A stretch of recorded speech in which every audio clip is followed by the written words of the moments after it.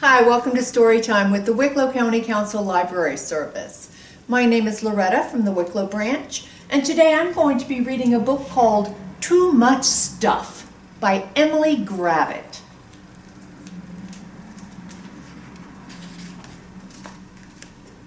Too much stuff.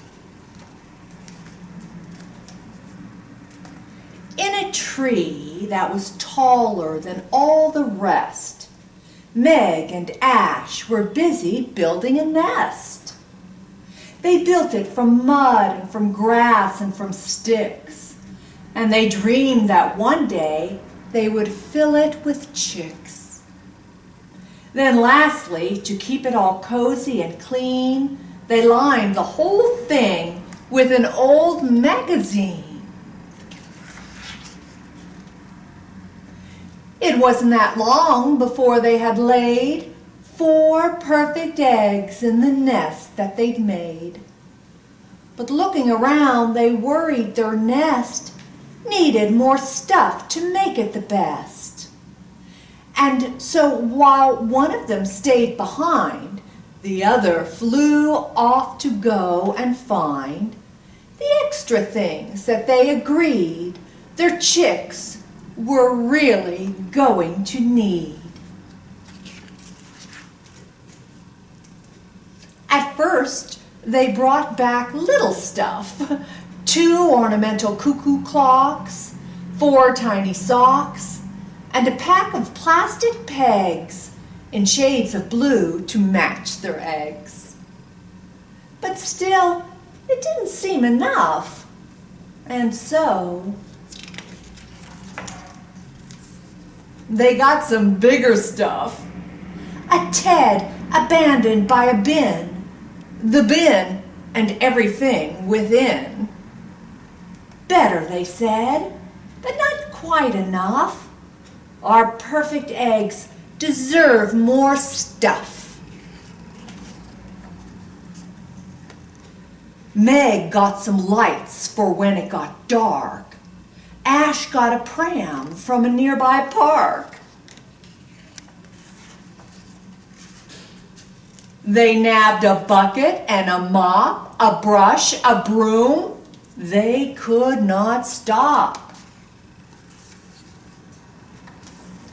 They wondered if each chick would like to one day learn to ride a bike. And even though it took a while, the bikes got added to the pile. After that, they'd need a car, which may have been a step too far, as when they went and brought one back from the nest, they heard a crack.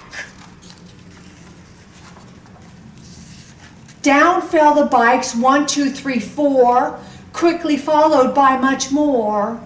The car came crashing down on top, followed by the brush and mop. The shiny bucket and the lights came clattering down from the heights. The fancy pram that they'd brought back hit the ground with quite a smack. Falling fast, the poor lost Ted landed hard upon his head. On top of him bumped the bin, its contents now outside, not in. The clocks came falling mid-cuckoo, just as they were striking 2. And sailing down beside the clocks came the pairs of baby socks. Finally, the plastic pegs came falling down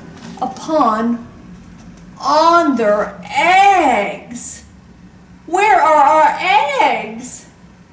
The magpie stopped and looked around at all the things strewn on the ground and cried, it didn't seem enough. But look at all this useless stuff. They lifted off the plastic pegs, but still they couldn't find their eggs. And so the whole wood set about trying to dig their poor nest out. The lights got pegged up in a tree so all the animals could see. The bikes got taken back and left at the scene of their theft. The Ted was given by the bugs to someone who would give him hugs. The cuckoo clocks made quite superb homes for all the smaller birds. And the socks made very nice cozy beds for baby mice. The squirrels took the pram apart and they used the bits to make a cart. The car became a fine fox den, big enough to hold all 10.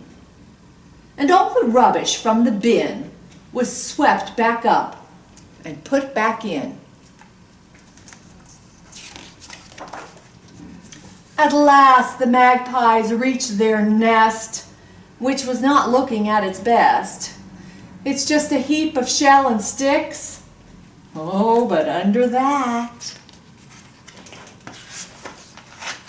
4 perfect chicks. The end. I hope you enjoyed it, and I hope you join us next time for story time.